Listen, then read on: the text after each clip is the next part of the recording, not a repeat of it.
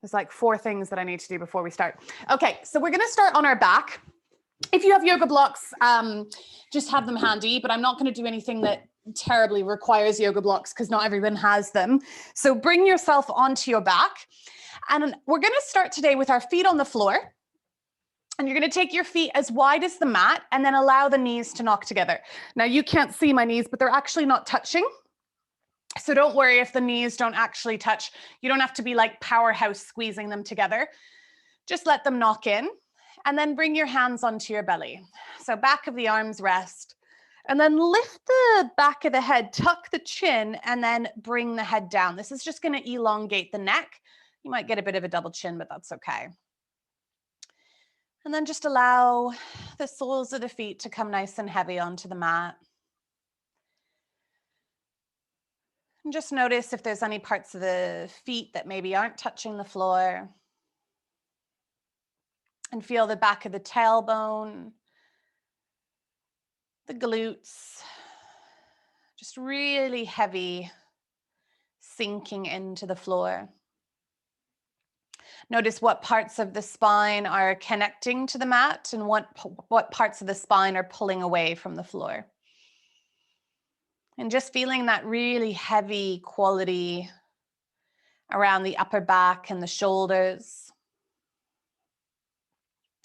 the backs of the arm and the very back of the elbow sinking. And then just feel the heat of the hands on the belly, the heat of the belly on the hands. And let the jaw soften, the face soften, and let the back of the head just drop into the mat. Just kind of letting go of anything that's been going on in your day so far. Any emails, any phone calls, any to-do lists. And we're just going to take 3 big breaths together. So taking a deep breath in through the nose. And then just opening the mouth and sighing it out. And we'll do 2 more like that. Deep breath in. And then opening the mouth and just sighing it out. 1 more like that. Deep breath in.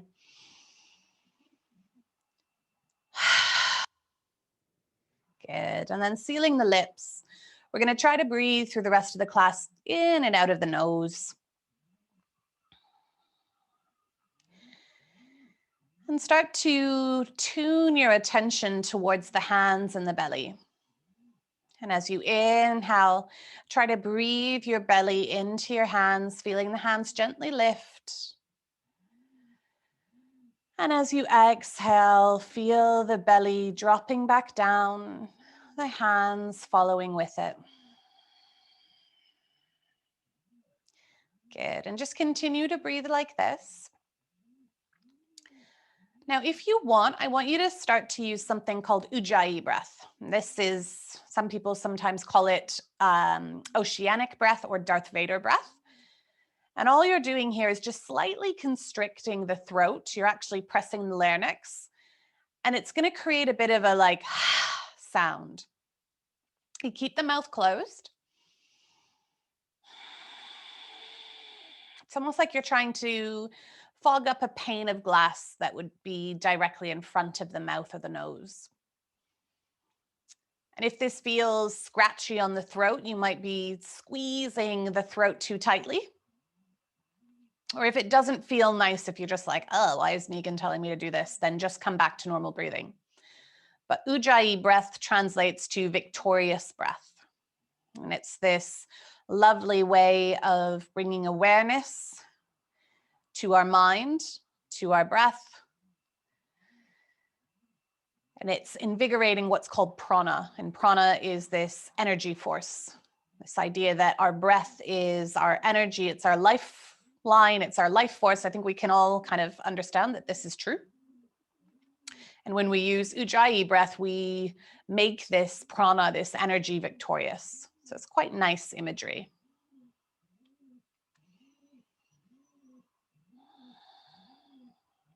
Good. Keep that breath going, but we're going to change our posture. So we're in quite a closed off kind of internal pose right now, and we're going to open that up. So start to shuffle the feet. until the feet are right beside each other. And then you're going to let your knees drop out. The soles of the feet will come together like sandwich slices of bread. And then you're going to bring the arms over the head. Just let one hand drop into the other, elbows wide. Your hands might actually slide away from each other. That's fine. Now, if this hip opening position becomes too much at any point, just bring the feet back onto the floor. But if you can stay in it, then do so. We're just going to take 10 more rounds of Ujjayi if you can, that victorious breath.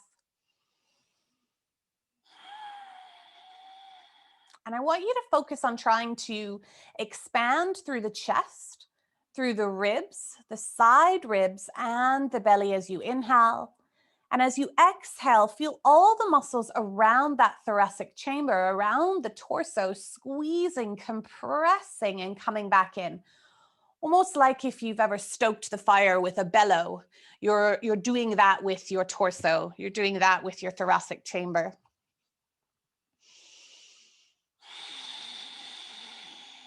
You're sort of stoking the fire from within. And one of the other reasons why Ujjayi breath is so good is because it is warming up the body. You might feel a little bit warmer. And so often if you're feeling a little bit chilly, this is a good style of breathing to do before you get moving.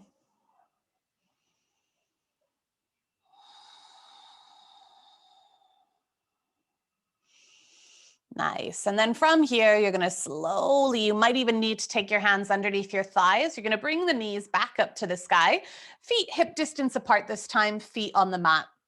Interlace the fingers together. You're going to lift your right knee and try to grab onto the front of your shin. If for any reason you don't feel comfortable interlacing the fingers, let go. Or if you need a strap, take a strap. And then from here, take an inhale. And as you exhale, just pull that knee a little bit closer. So keep it going quite to the middle of the body. And then we're just going to roll the ankle a few times one direction. Don't be scared of any noises, okay? So lots of different noises, maybe even some crunching sounds. If it's painful, back it off. But if it's not painful, our bodies, they make noises. Take the circle the other direction. Your joint is a moving part. So, over time, over age, over different injuries and stuff that we've got going on, then we start to get different noises. So start to point and flex the foot. This is where I really start to get some pops and cracks. Good. And then from here, if it feels comfortable, you're going to straighten your left leg. Then you're going to start to pull your right knee more towards your right armpit. So going from center, just slightly out to the side. Like if you could pull that right knee straight into the right armpit. And now from here, I want you to take your left hand and take it onto the front of your left hip. Okay, so you're just going to rest your left hand there. And then you're going to start to allow your right knee to come out to the side. Now, the left hand is going to press down. We don't want our left butt cheek to come off the mat. We don't want to move the whole pelvis. We're trying to isolate the right side. Now, if this is too intense, don't let the knee come all the way down. Hold the knee with your right hand or maybe a block. If you're like, meh, my knees are, my hips okay, you could take your hand to the inside of that knee and start to apply a little bit of pressure. You want to keep kind of drawing that knee up at the same time. So I tend to take my hand kind of holding onto the front of my knee whilst I push down. Keeping my left butt cheek from lifting. And this is external rotation and flexion of the hip joint on the right side. Good. Take the hand under the knee, pull the knee back to center. Now, left hand is going to grab your right knee. Right arm comes straight out to the side, or you can bend the elbow, whatever feels better. And then slowly start to pull your right knee over to the left. Now, right butt cheek can come off the mat, but keep your right shoulder down. So don't take it so much that the whole right shoulder lifts. Most of us aren't going to be able to get our knee on the floor, okay? That's a lot of spinal rotation. This is more of a twist than a hip opener. And sometimes I like to breathe in and out of the twist. And whenever we do twists in yoga, you use the inhale to find length, okay? So almost like creating little pillows of air through the vertebrae. And as you exhale, that's when you want to be taking the twist further. Inhale for length. And the exhale is where you want to twist. We'll just do 3 more like this. And you might notice that the more you slow the breath down, the more rotation that you get. You're just exploring these sensations. You're not trying to win a bendy person award here. You're just feeling into the body. Good. Slowly come back to center. Just going to hug that knee back in. And then we're going to start to lengthen the leg up to the sky. Now we're going to try to keep our fingers interlaced, bend the knee, and take the hands behind your thigh. Keep the knee bent, but start to flex the foot. So pointing the foot, the toe goes up to the sky. Flexing the foot, the toe goes down towards the face. It's like you're trying to send the heel straight up to the sky. Now, from here, start to press the back muscle meat into your hand. Okay, so the back of the thigh into the hand. Keep flexing the foot. So try not to straighten the leg, but if it means that you can't flex your foot, rebend a little bit. This is going to make your hamstring work harder. Now, you can see that I still have a little bend in my knee, but my hamstring is working overtime. So hamstring, you might even feel it if you poke the back of your leg. That's your hamstring. Your hamstring stops just below the knee, and it begins at the butt cheeks. You've actually got 4 hamstrings, so 4 muscles here that you're stretching into. And we're just going to take, again, 5 breaths. As you inhale, think about lengthening. And as you exhale, think about bringing that thigh closer or pushing into the leg further, whatever works better for you. Don't torture yourself, okay? So make sure that the muscles of the face can relax.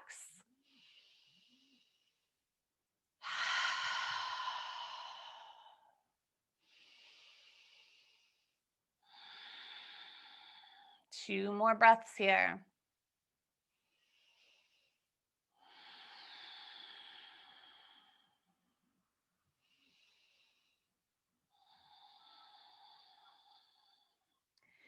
Good. Start to bend your right knee again. You're going to bend your left knee, place your left foot onto the floor, and we're going to take our right foot and cross it onto our left knee. Right hand comes onto your right thigh and just gently press your right knee away from your right thigh. So we're going to come into a stretch that you probably have all done before. So it's sometimes referred to as a figure 4 stretch. It's sometimes referred to as a reclined pigeon. Some of you might need a strap. Now, if you don't have a strap, a sock works fine, or a shirt or something. But what you're going to do is start to lift your left foot off the floor. We're trying to interlace our fingers behind our left thigh. Now, for some of us, we might not be able to get our head down. So option 1, we can take a block under the head. Option 2 is you're going to take a strap or some kind of device, just like a piece of cloth of some persuasion, behind that thigh. Now, from here, you want to be drawing the left thigh in towards you, and at the same time, pushing your right knee away from you. Now, if there is anybody who is very open in the hips, another option, which is more intense, is to grab the front of the knee or the front of the shin. Okay, this is quite intense for me. You can also flex the feet. Don't worry if this is too much. You can always just keep the foot on the floor and gently press the knee away from you. This is a great option. You're still working on that external rotation. What happens is when we grab the leg, we're taking our hip into what's called flexion. So that hip joint is getting shorter and shorter.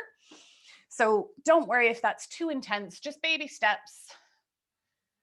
Just another 5, 4, 3, 2, 1. Good. Release. Shake out the legs. Okay, so like a dead bug, shake it out. Good. And then place your feet onto the floor. So take the heels nice and close to the bum, about hip distance apart. So before we go to do the other side, we're going to do some baby bridge lifts. So you might want to watch me first, because when we come to do this, you want to be looking straight up. So all you're going to do here is lift the hips and then lower the hips. Now I'm going to move my top out of the way. What I want you to work on is an articulation of the pelvis. So as you lift, you're going to lift your tailbone first. Okay. So like sending almost like a Michael Jackson move. Woo! So you're going to lift the pelvis first, then start to lift the rest of the spine. You're going to squeeze your butt cheeks like you got a little walnut there. Then as you lower, you want to go vertebrae by vertebrae. And then again, you want to tuck the pelvis under. Your core has to switch on and lower back down. Okay, so we're going to do 10 of these. You don't have to go max. Okay, you can go a little bit and back down. Doesn't matter how high you go.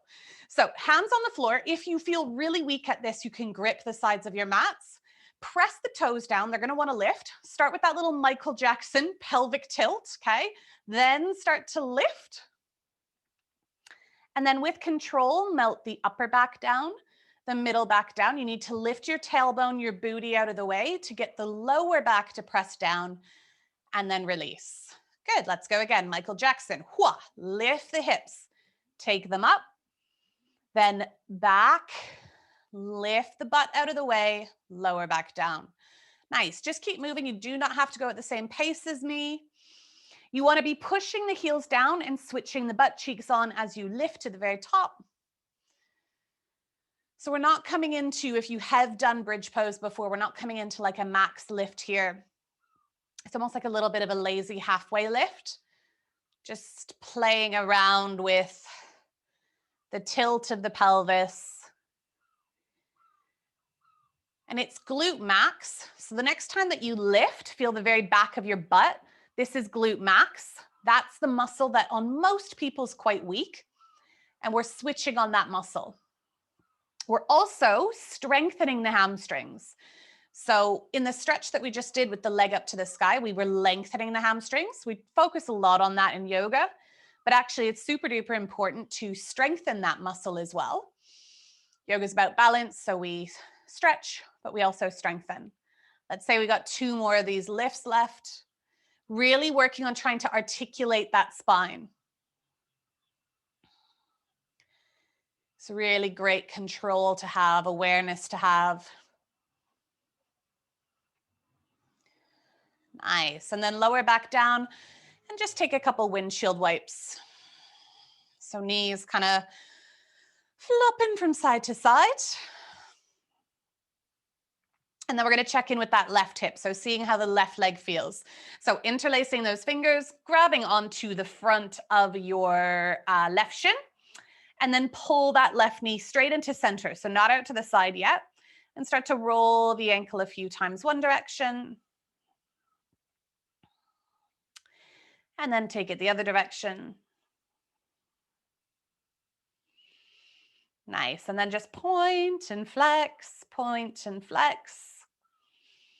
And then your choice, if it feels okay, straighten out your right leg. And then just start to pull that knee into center. So center first. And just seeing how that feels. And then gently start to coax that knee towards that left armpit. You might notice that you can get the hip a little bit further. Hips are a very deep ball and socket joint, which makes them naturally quite tight, but it also makes them quite strong. Right hand, drop it down onto that right hip, and then start to ease that left knee out to the side. Again, you can hold the knee up, or if you want more, you can take the hand to the inside of that knee. So you're opening up the hip here, keeping the pressure in the right hand so that your right butt cheek doesn't lift. You want to keep that hip bone pressing down. Stay with the breath, always trying to elongate the exhales. This will help switch off the stretch reflexes, help get you to go deeper into the poses.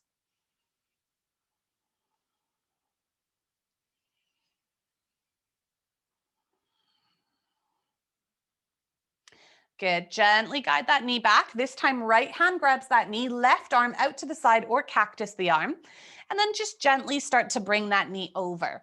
Notice if the left shoulder lifts. If it does, press it back down. And then we just hang out here for a few deep breaths, remembering we want long exhales.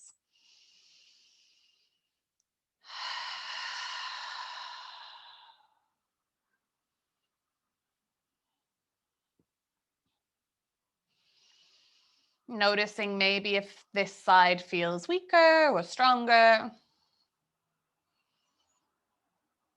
Less mobile, more mobile.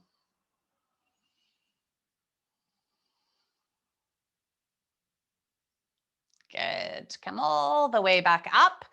And then we're going to interlace our fingers around the back of our left leg. Now from here, don't worry about straightening the leg yet. Just start to flex the foot. Again, if you're confused, point, toes goes up to the sky, flex, toes go down. Take an inhale, and as you exhale, we start to press the leg to straight or straight-ish. So my left leg is tighter in terms of my hamstrings than my right. So I'm very unlikely ever to kind of get that leg to straight.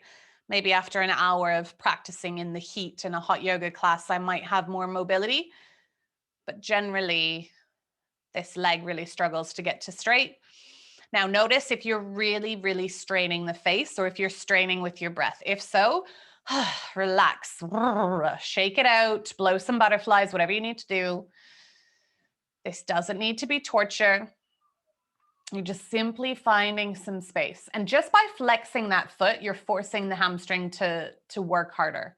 If you like lessen, so if you let your left foot go really lazy, you'll notice the stretch disappears. And then engage, whoo, say hello to your hamstring. And again, if you want to feel it, just poke the back of your leg.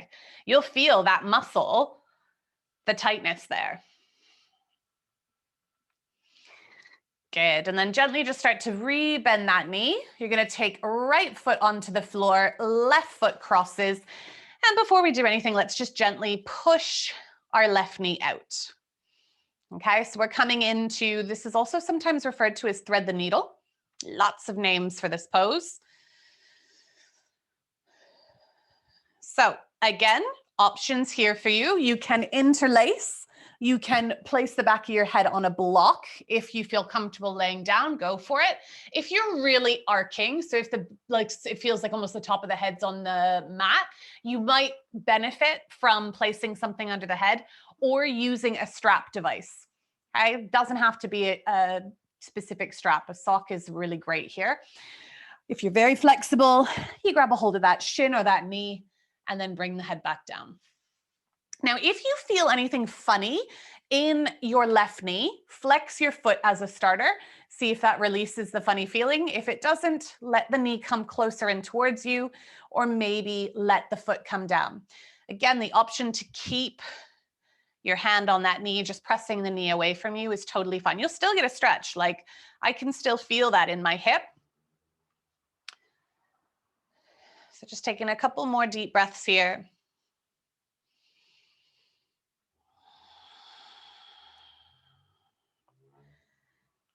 Good. Okay. So release. Take the left foot back onto the floor. Shuffle the feet nice and close. We're going to do those lifts and lowers and bridge again, but we're going to use the arms. So again, watch me first. So as you lift, you're going to lift your arms all the way up and over. And as you exhale, you're going to bring the arms down, down, down. Okay.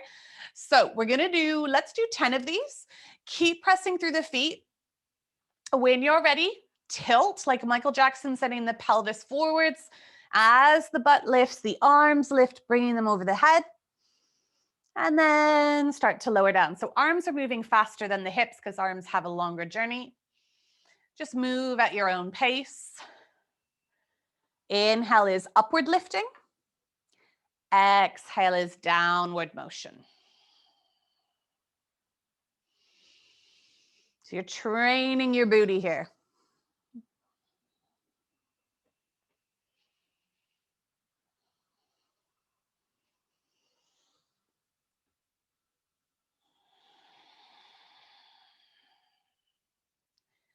Good. 5 more. If you get a cramp in the bum, just simply find where you're getting the cramp, give it a punch or a little massage. Those muscles, when they are asked to be used or asked to work, and they haven't in a while, they sometimes get a little bit moany. Last 2.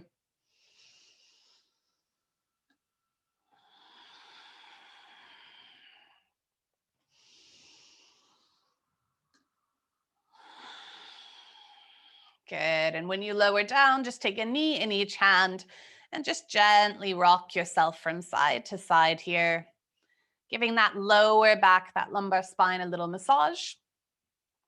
And then I want everybody to try this. Even if you feel super silly, you're going to take the hands behind you and you're just going to see if you can start to rock up and down.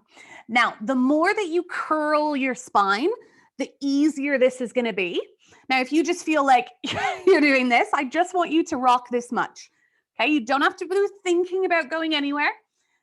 I would say if you're on a really hard floor and you're particularly bony and it's uncomfortable, stop doing it. Just pad it up next time. And then if you can, roll all the way over. If you can't, guys, just push yourself. And we're going to come onto the bum, taking our legs wide. So a couple of things here. When we sit on the floor, for a lot of people, it can be really challenging. So just getting yourself onto your butt doesn't have to be graceful. If when you sit on the floor, you feel a bit like you're rounding, okay? So you're rounding in the back, the legs are straight, and this is a real struggle. It's basically because your hip flexors and your hamstrings are too tight. What you're gonna do is sit on a block, on a book, on a pillow, something, because what we don't wanna be doing is rounding. We wanna be able to sit up, and if you take your hands onto your hips, you wanna be able to hinge forwards in the hips rather than feel like you're rounding. So if you don't have a block, grab a book, grab a pillow, grab something if you feel like you're rounding backwards. Okay, so what we want to do is take our legs wide. Okay, everybody's going to have their legs at a different distance. A way that I like to get my legs wide without, physically grabbing them. If you feel like you want more of a stretch, that's only if you want it. You're going to take one hand in front of you, one hand behind you, drive your heels down, lift, and try to slide more forwards. That's only if you want more, okay? So either sitting on a block or a cushion, or if you feel like sitting on the floor, you have that space, then that's totally fine. We're gonna do two styles of stretches here. One is very active, okay? So one, you're barely gonna come forwards at all. So I'll show you from the side. So I want you to flex your feet. So again, toes are coming towards you, and you're gonna imagine that the muscle on the front of your thigh, it's being pulled up into the hip. So it's very active. Your heels, if you have sway back, which is what I have, hyperextension, when you engage those thighs, they might lift. That's only if you have hyperextension. It's not a goal. So don't try to get that to happen. Then hands in front of you. If you have a block, you might take your hands on the block. What we don't want to do here is round. Okay, so we're not trying to get ourselves down onto the mat. What we actually want to do is pull the shoulders back and really, really straighten. So the straightest spine that we can possibly get. And the only hinge point is the hips.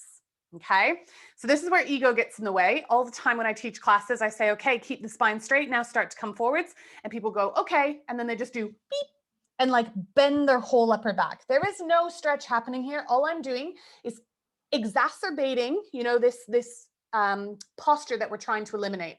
So lengthen and draw your shoulders back. Okay. And that's why I say the block is sometimes really good, because it gives us the space to pull the shoulders back. Flex the feet, active through the feet.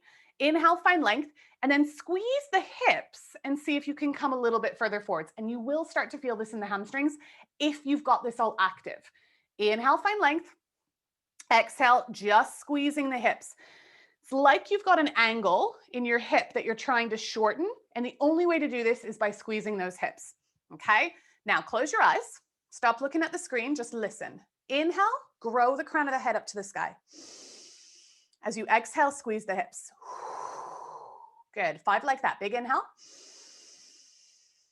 Exhale, squeeze the hips. Keep those feet flexed. Inhale. Squeeze those hips. Inhale. Squeeze those hips. Inhale. Squeeze those hips. Good. Open the eyes if they're closed. Bring yourself back up. You're going to take your hands behind you. Just cross your legs. You can totally be leaning back. Fingertips facing the butt if you can. Start to push into the mat. Squeeze the shoulders together. Puff up the chest. And then maybe let the head drop back. That's only if that feels good. You can keep the chin tucked. You should feel a stretch in the shoulders, a stretch in the chest.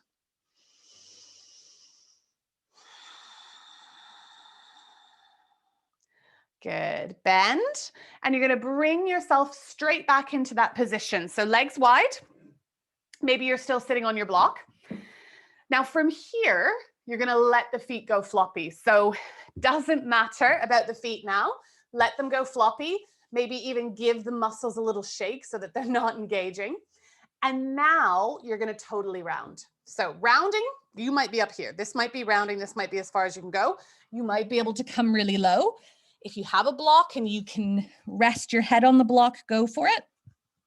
So don't worry about alignment. There is no right or wrong here. Just simply whoop. Okay, like a puppet that's been cut from its puppeteer. Just total like noodle body. There's no muscles. There's nothing at all. And what we're doing here is we're targeting connective tissue.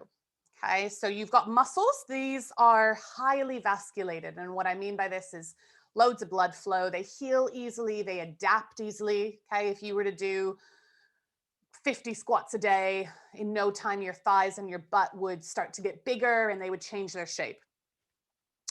But connective tissue isn't very vasculated. It's quite dry. It doesn't have a lot of blood. It's a white tissue. And it's very, we call it plasticky. Okay, so it doesn't change. Now, what I'm talking about here is joints. Okay, so tendons, ligaments, and what's called fascia. Fascia is like this network, this web that kind of connects the whole body, keeps it all sort of intact. If you don't ever stress or apply pressure to these areas, they can get really weak. If I was to go on a run today, like a 10K run, I would be destroyed for a week. I would be a complete mess. But if I went for maybe a 1K run today and then a 2K run and then took a little break and I slowly built, then those joints, those connective tissues, because of the pressure, they would get stronger. And eventually in, a month, I would go for a 10K and it would be fine. Probably not for me because I'm not a runner, but hopefully you get the point. So we're just going to stay here for 5 more breaths. Every exhale, just see if you can release a little bit more.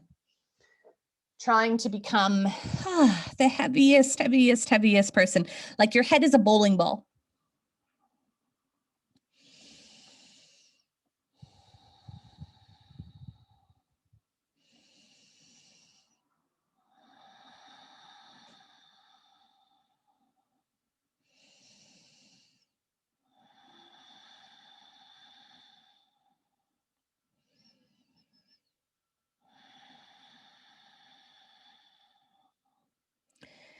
Now, wherever you are, I want you to turn the palms of the hands down. I want you to keep your head and shoulders really heavy. Nothing to see. I'm literally not even moving, so don't rush to look at the screen. I want you to draw your belly button in towards your spine and imagine that you're stacking Lego from the very base of the pelvis. So your tailbone is going to start to straighten. Your lower back, keep drawing the navel in. Then your mid back. Eventually, you're going to start to stack the upper back. And then the very last thing to rise is going to be your head, your shoulders, your neck.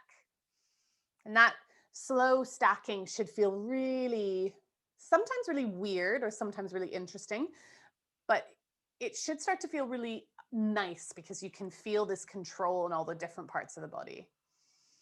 Good. Okay. We are going to come into that same cross-legged position for the stretch. So if your legs are feeling like dead weights, nothing is going to happen. Take your hands under your knees. You're going to cross your legs again, but I want you to do the opposite cross. So if you're like, I have no idea what I did before, cross whatever feels the most natural and then do the opposite. Hands come behind you, push into the floor, squeeze the backs of the shoulders together. And this is going to open up the biceps. It's going to open up the pecs. And if you feel good, then you might send the chin up to the sky.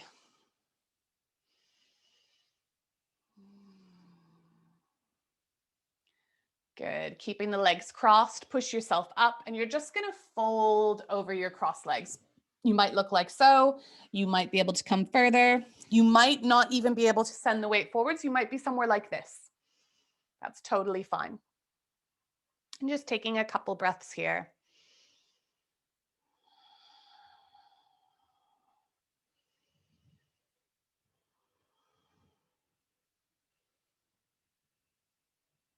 Good. Okay, last little thing before we come back onto our backs. So fingertips are going to face the bum and you're going to place your hands on the floor. Now, what we were doing earlier when we were on our backs and lifting our butt, we're going to do the same thing, but it's going to be a little bit harder because we have to lift higher. Don't worry how high you go. So watch me. You're going to keep the toes pressing down because they're going to want to lift. We're aiming to get the butt kind of parallel to the floor. Don't worry if you can't go that high. If this is max for you, stay there. You may feel this in the shoulders. You may feel this in the hands. We're going to try to do 5, okay? So feet hip distance apart. What I want you to do first, press the chest up to the sky, squeeze the shoulders together. Take an inhale. And as you exhale, press into the feet, squeeze the butt and lift. Good. Then slowly start to lower down. Let the shoulders round, let the chin collapse to the chest. Good. Inhale, push up the chest, squeeze the shoulders. Exhale, lift the butt. With control, don't just slam your booty down. Take the butt down and then round the back. Let the shoulders have a little break. 3 more. Inhale, squeeze, puff up the chest like the Lion King, nice proud chests. Lift the butt. Lower back down. Let the shoulders round. Good. 2 more. Inhale, proud. Lift the heart. Lift the butt. Lower back down. Round. Let everything release. Last one on your own time.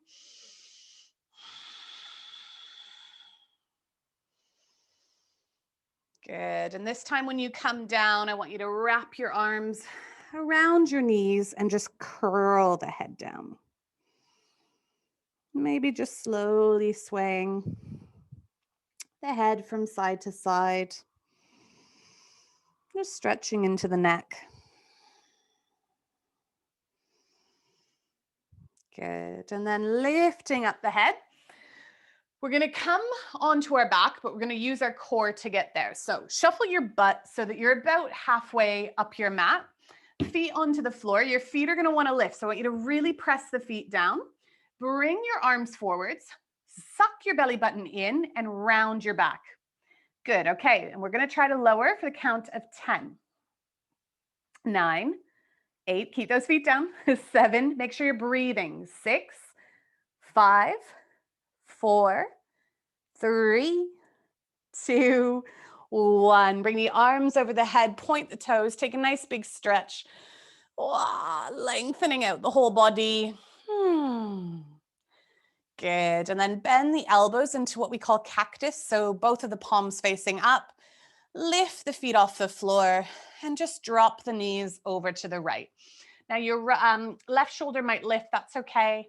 Look over the left shoulder. Let the left knee lift until you can get the left shoulder all the way back down.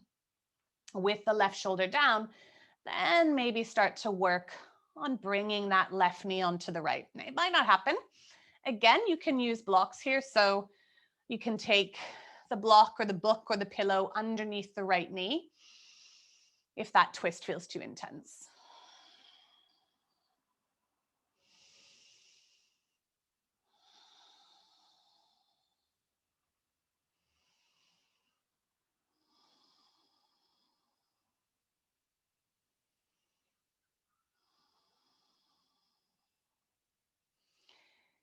And if you can, squeeze the thighs together. Try to bring them as one unit back up to the top and then drop them over to the left. This time, let right ear soften. If that right shoulder lifts, that's okay. Bring the right shoulder down. Let the right knee lift until the shoulder comes down. And then work on trying to get that right knee to come back. Just using the breath here. Really nice decompression on the spine. This is called a supine twist. And I recommend everybody do this at least once or twice a day. Really good stretch to do first thing in your bed. So you don't even have to get out of bed in the morning. And I always think that this stretch, it just brings out a yawn in you. It's this total really good stretch. I'm sure you've all done a yawn now that I did. Good. Squeeze those knees back to center. Wrap your arms around your knees. Bring the forehead in towards those knees. Give yourself a nice big hug. And then we're going to slowly make our way into Shavasana. So Shavasana is our corpse pose. If you're feeling at all a little bit chilly, you can just have a blanket, some socks, something nice to throw on top of yourself. Toes flop out to the sides.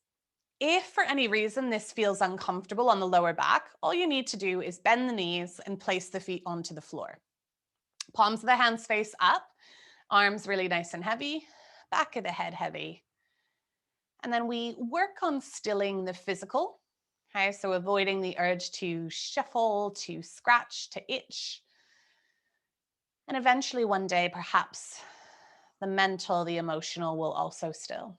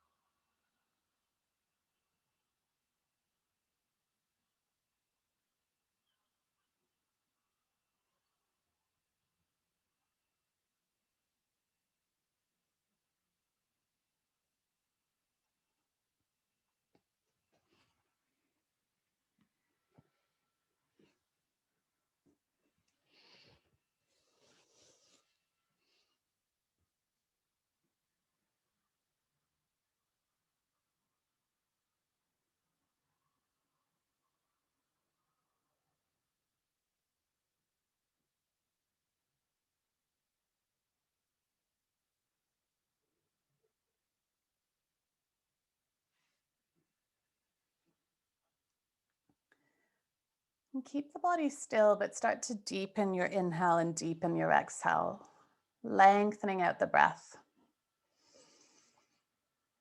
And just bringing some awareness back into the body. Maybe start to wiggle in your fingers, wiggle in your toes. Maybe even gently rock the head from side to side. And if you can, I want you to keep your eyes closed as you slowly just push yourself to one side or the other. So you're just rolling onto a side, maybe using the bottom bicep as a pillow, staying there for a moment. Just kind of collecting yourself, becoming aware of the four walls around you again. And then gently pushing the floor away, bringing yourself into a comfortable seated position. Let the head, the shoulders, the hips stack, arms resting on the knees. And just take a moment to scan, check in. Notice any small or subtle changes in body and breath and mind. And this is called Sukhasana, easy pose. Sitting cross-legged is not easy for many people. But hopefully over time, as you practice, every time you come into Sukhasana, every time you come into this pose, you notice something little bit different about your body or how you feel in your body. Together, we take a big inhale, hands come high above the head. And as our palms come to touch, we take a moment to give ourselves gratitude. The thumbs come to the space between the brow for kindness in our thoughts, the lips for kindness in our words, and then resting at heart center for us to carry kindness, compassion, and action through the rest of our day. Opening the eyes. Well done, everyone. Namaste.